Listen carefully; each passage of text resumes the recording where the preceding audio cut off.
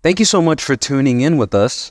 I'm here with Dr. Sasha, and I'd like to introduce you to my good friend Michelle as we dig deep and examine Lesson 12, Esther and Mordecai. And I do have a question for you, Dr. Sasha. My question is, what was the culture like in Persia, and how difficult was it for the Jews to maintain their identity while under Persian rule? Very good question, Livni. Of course, it's a broad question to describe the culture of Medo-Persian Empire. It was pretty large empire. King Cyrus and the subsequent kings occupied the territory of the entire ancient Near East, from Egypt and Ethiopia in the east, in the west, in Africa, all the way through Iran, probably, if you were talking about today's country, part of Pakistan all the way. So it was a vast empire with many different pagan cultures. But it is interesting that Jews did maintain the identity. We know the story how Jews ended up in Babylonian captivity. What was the captivity for? What was this temple? The first temple was destroyed for what? Babylon came into the picture. Yes, and was it just an accidental, or was it God's plan? Or Well, it was very interesting because, as I remember correctly, in the book of Jeremiah, you find that the very sins of the people of God and inviting certain worship in their midst had the very ones who had those gods come and take over. That's correct. Idolatry. Spiritual adultery. Yeah. So what is interesting, we see that this captivity really has shaken Jewish society to the core, and during the exile, idolatry was eradicated. It actually didn't happen, we're talking about the southern kingdom, the Judah and Benjamin. We know that Israel had 9 tribes at least in the north, which went earlier in about 720 BC, which is 150 years earlier. They ended up being deported to Assyrian captivity before, even Babylon came into the picture, and we lost them, because these people, they completely engulfed themselves in the worship of Baal and all Astoret and all these gods. And when they moved to another lands, they quickly intermingled, intermarried, and lost their identity. But Jews, meaning tribe of Judah, tribe of Benjamin, the Levites, they maintained it. And what is interesting, we have a very, very particular archaeological evidence in Egypt, which was captured by King Cyrus II, and King Cyrus hired Jewish soldiers to be a custom agent and border guards on this borderline between Egypt and sub-Saharan Africa. Interesting. And they had this island, they call it Elephantine. That's because ivory was imported. Oh, wow. From sub-Saharan Africa, today's Kenya, Tanzania, Egyptians were buying the ivory. So Also, they called it Elephantine. that's why they called this island. So, the ship would go over the River Nile, they would be, pay taxes. So it was Jews who were border guards, and they built a synagogue there. It's the most ancient synagogue, and we read these Jewish documents from these Elephantine Islands, 3rd century BC, something like this, and we realize that these Jews were not pagans in this pagan Egyptian, Persian society. they maintained their identity. And when we look at what particularly Haman says to the king, Ahasuerus, whatever, he says, these people have different laws. So it's indicated that they had different identity. Interesting. Okay. All right. So you just said the king's name. How would you pronounce that? Oh, I tell you, there are different, I'm just looking at different translation. In Spanish, they call him Asuero. Yes. And in English, I even have a hard time to pronounce. And in Russian Bible, they call him Artaxerxes. Interesting. But in Hebrew, he's called Ahashverosh. Ahashverosh. Which is basically a Persian word, so they just spell it. It's not like he's called in Hebrew, but when they wrote the book of Esther, this is how they heard it pronounced in Persian, so because he's Persian. So they just moved into Hebrew. So he's Ahashverosh, but in history, they know him. This king is known as to be King Xerxes. Okay. I saw that when reading it. Yeah, King Xerxes, and he reigned from 485 BC to 464 BC, if I'm not mistaken. But that's a very, very interesting period of history. Now, we find in Esther chapter 1, in verse 10, on the seventh day when the heart of the king was merry with wine, he commands all these eunuchs, right, to be present with him. And he asks in verse 11 to bring Queen Vashti before the king, wearing her royal crown in order to show her beauty to the people and the officials, for she was beautiful to behold. But Queen Vashti refuses to come at the king's command. What exactly did the king want, and what was this feast all about? Yeah, let's start with your second question. And it's very important for us to understand what is the literary genre of the book of Esther. Because there are many interesting things in there. And the book of Esther is, and it may be shocking to many, but it is a satirical book. A what? Satire. It's meant to kind of ridicule. It's to ridicule. It ridicules everybody at the beginning. First, so the first chapter is really a ridicule over this royal court of Medo-Persia. Then we have a ridicule of Mordecai and even ridicule of Esther. Really? And think about this. Just think of history here for a second. We talk about this period, 485 to 464 BC. Yeah. How many years did were supposed to be in captivity, Jeremiah says? Do you remember? 70 years. 70 years. Book of Jeremiah, chapter 25. 70 years. And can you recall, when did this captivity start? I mean, this whole prophecy start? It was at the burning of the temple from Nebuchadnezzar? Different opinions range on this. But when we look at the book of Jeremiah, chapter 25, the chapter was recorded during the reign of King Jehoiakim. Okay. Historically, for our viewers, there were three particular conquests of Jerusalem by Nebuchadnezzar.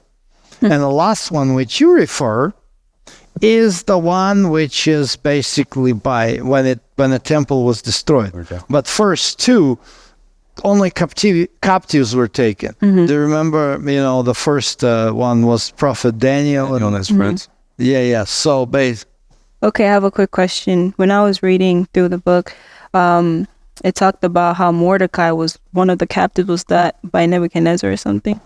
No, that would have been two way later, because by that time they're already in the Persian Empire. So the captivity that Pastor's talking about would be more so of Daniel, right? Michelle is correct. Oh, interesting. Because 3 stages, there were 3 waves how Babylonians took captives to Babylon. Okay. So we don't know when the ancestors of Mordecai were taken, but think about this. King Jehoiakim, that's 605 BC. And we're talking roughly 470 BC. Yeah. So how many years? Roughly 130. Yeah. How many generations? More? Do you think Mordecai was even born in Judea? No, not at all. Yeah, couldn't be. Yeah. But think about this.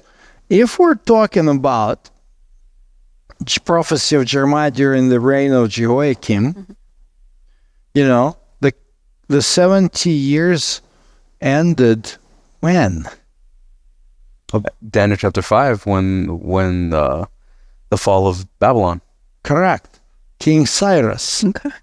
Yeah. King Cyrus comes in, so it's 535 or 539, whatever we take this. But this is when King Cyrus came, and he basically gave a decree allowing Jews to return from the captivity. And where is Mordecai living? Well, he's living in Susa, right? Correct. And where is Susa in here, do you think? Oh, man. Well, think about this. Hard to imagine. Think about this. So you got Tigris and Euphrates, 2 rivers of Mesopotamia, right? Today's country, Iraq. Yeah. You have Babylon, the capital of the old Neo-Babylonian Empire, to be precise, right? What is written here? Where is events happening? In which town? It says Susa. Susa. Shushan, yeah. Yeah, so it's not even Babylon. Not even close. It's east. It's way back toward. If we think of Shushan today, imagine on the map Iran, Iraq today. So Iraq, Babylon would be in the middle of Iraq. Susa is way east toward Iran. So what you're saying is that by the time Cyrus gets into the picture and Darius in Daniel chapter 5, you're seeing them allowing the Jews to go back to Judea to rebuild, but those are the Jews in Babylon, while Mordecai might have been born, he's born way far in the eastern lands of Susa. Yeah, some of the Jews, actually the majority of the Jews, they didn't care for returning back to their burned houses out in Judea. They took Jeremiah 29 very literally, where they were allowed to build houses and plant gardens and marry. Yeah, but then they didn't take the other part literally. That's true. Actually, you know what? This is what they have to take. Jeremiah is Jeremiah, but there is another interesting prophet. It's prophet Isaiah. And in Isaiah chapter 48, we have basically a very interesting, particularly text, Isaiah 48:20. Isaiah 48 verse 20 says, "Go forth from Babylon, flee from the Chaldees, with a voice of singing, proclaim this, utter it even to the end of the earth. Say, the Lord has redeemed his servant Jacob." So this is what most of the Jews didn't take seriously. It's Isaiah, very literal. Go out. You 70 years is like what, 2-3 generations. So in the 3rd generation, they were supposed to go out. Some did, But most didn't. but most didn't. Now, I'm fascinated by what you said about the context of the book of Esther. And for most of our viewers, I'm sure they've never heard this before. You're saying that the book of Esther is a satire. Can you explain a little bit more about that and how this helps us understand what's going on in this story? That's very important to understand many things in the book of Esther because it's not a heroic story. Interesting. At the end, it will become, but at the beginning, no. Who is this Mordecai? And why is he doing out there in the capital of Middle Persia? The opposite to where Jews were supposed to be. True. Because that's why we discussed, the Shushan is east. Isaiah says, go west, back home, and they are east. But, of course, this is not exactly the fault of Mordecai, because think about this. It's 470, and the Cyrus decree is 535. That's about 60 plus years apart. So it's his parents' fault. They didn't go. Because Mordecai is maybe 50, maybe plus minus. So he's already second generation of those who decided to stay in a foreign land and not to return. So this is the paradox. So on the one hand, you ask the question, did Jews retain their identity? Absolutely yes, as we see it. And they follow the commandments of God. But on the other hand... So it's kind of like a satire, because while they still maintain their identity, they're also maintaining their identity in a place way far away from where the story of Daniel leaves off. And in fact, if one would think that if one wanted to maintain their identity, they would go back to Judea, but you don't find this in the story. You find them way in Susa or Shushan. By the way, just think about, you read through the book of Esther a few times, right? Yeah. One time. One time? That's good enough. Okay. Well, so, did you see any name of God mentioned there? That was actually my next question. It was, why is God's name not mentioned in the book of Esther? Yeah. Very good question. Rabbis noticed it too. And that's why in Jewish tradition, they celebrate this holiday, which is called Purim. And on a Purim, one of the traditions, and maybe one of these days we can do it here in our church, they do a special comedy plays. Really? Because it's kind of like, there are Jewish traditions on Purim which are good and some of them not so good. But the good tradition is, this is to laugh. And part of it, they justify it. There's no name of God. It's culturally. But there is a very good reason, publicly, why there is no name of God in the book of Esther. Because God is not with those who are in this captivity. God is with those who are in Jerusalem, rebuilding the walls of Jerusalem and having all the hardships and difficulties. That's why there is a contrast. So you got a book of Ezra. Ezra describes how this rebuilding process was going on, how difficult it was, and how God was helping. The prophets, do you know who were the prophets who came back out of Babylon and prophesied? Zechariah and Haggai. Yeah, two prophets were, so God was there, in Jerusalem, but not in Shushan, where Mordecai, following the footsteps of his parents, looked for the good opportunities of a better life. So they chose convenience over the strict commands of God. So the lack of mention of God, in a way, gives us context on how to take the book of Esther and read it. Oh, yeah. And there is another thing. Well, I've seen lots of different, children animations, cartoons on the book of Esther. Have you? Yeah. Kind of, yeah. Okay. So just think about this. Do you remember it says in chapter 2, this is kind of a very interesting interpretation, which very, very, very traditional. So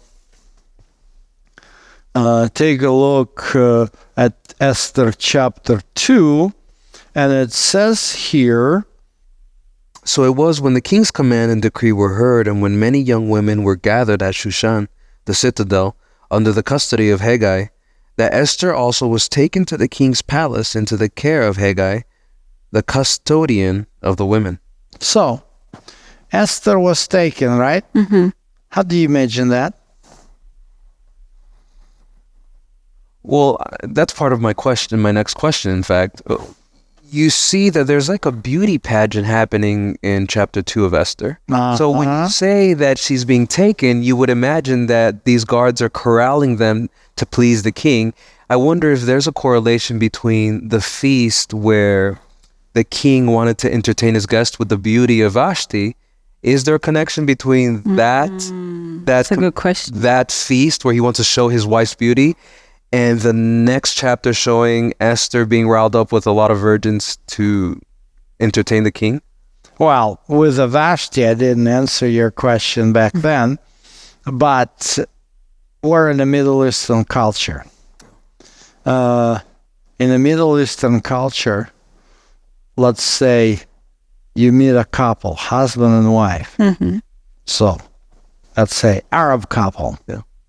It is extremely inappropriate for anyone to ask for the name of the wife. Okay. The family relationship is extremely private matter. And I'm not sure how private the King Ahasuerus wanted his favorite wife, because, I mean, they had a harem. You know, they had a harem. He wasn't a husband of one wife, you know, and I'm not sure how private he wanted to see he wanted the entire empire to see her. Interesting. But actually, do you know, by the way, when I said the word harem, right? Yeah.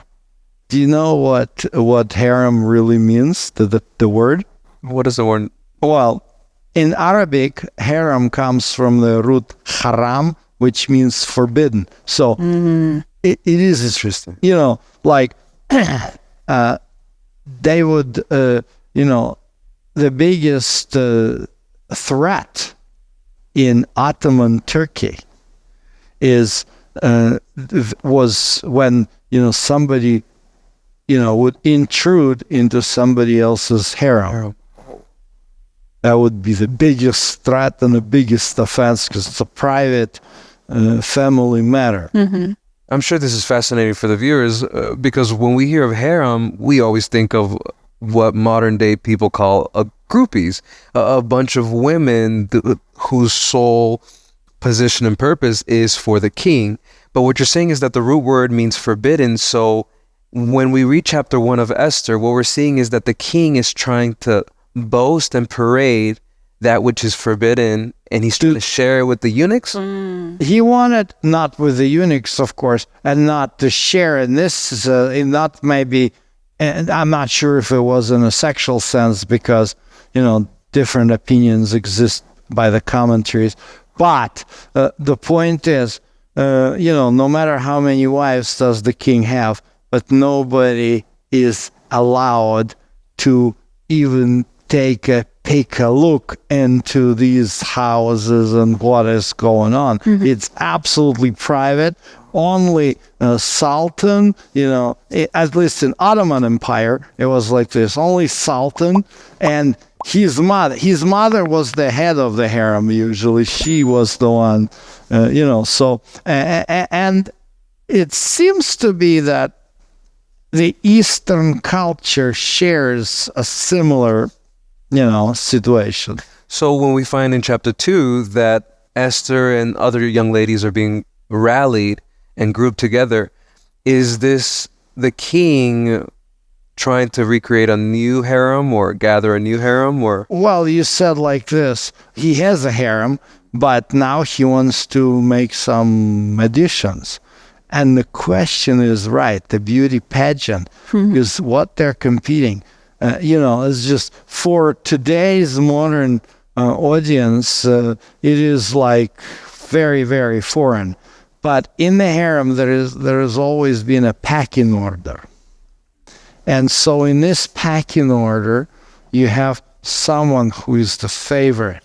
And usually, these favorites have strong influence even on the politics and the policy of the king. Because if she becomes his favorite, and if she gives birth to his heir to the throne, her status is way high, where, the king may have several hundreds of women. He even could not get to most of them. Eventually, at least again, we go to Ottoman culture because we know it very well. The majority were eventually, they were not technically, marriage was never consummated. And so they were eventually getting married to some other people, They would marry them to other dignitaries and stuff like this because that didn't happen. But the Sultan would have a number of those who are more influential. And if one gets the way, the rest goes away. And then this woman would exert a huge influence on the policy of the entire empire. I wish we had more time to delve into these things because this is starting to make so much more sense. Now, if you're saying that the woman in charge of the harem had so much power and position and influence in political affairs, that makes sense why even Esther, as she becomes the new favorite of the king, has the ability to overturn and reverse legislation.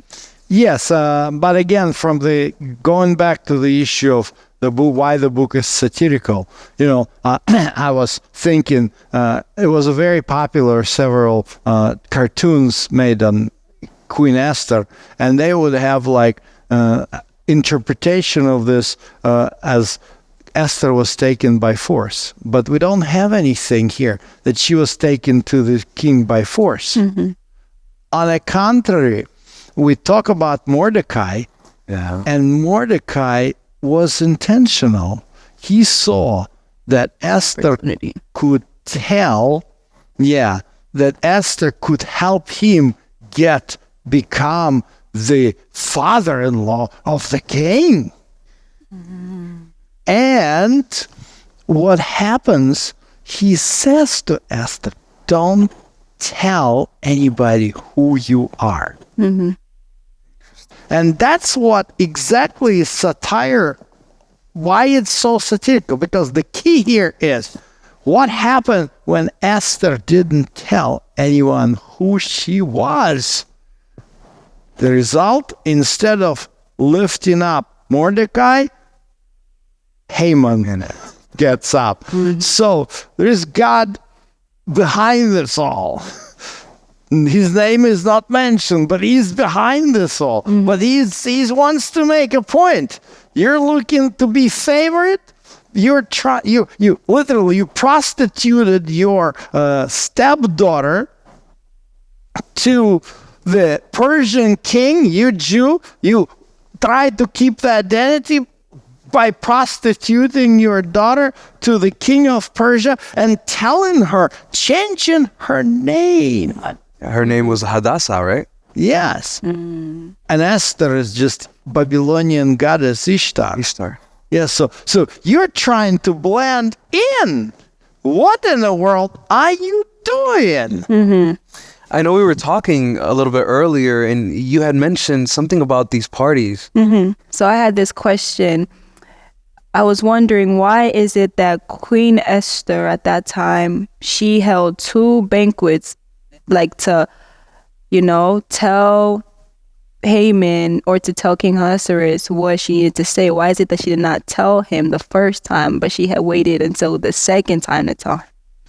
it ties into what I just said. Can you imagine how it looked to Esther? First, her uncle, who prostituted her into the palace, says, don't tell anybody.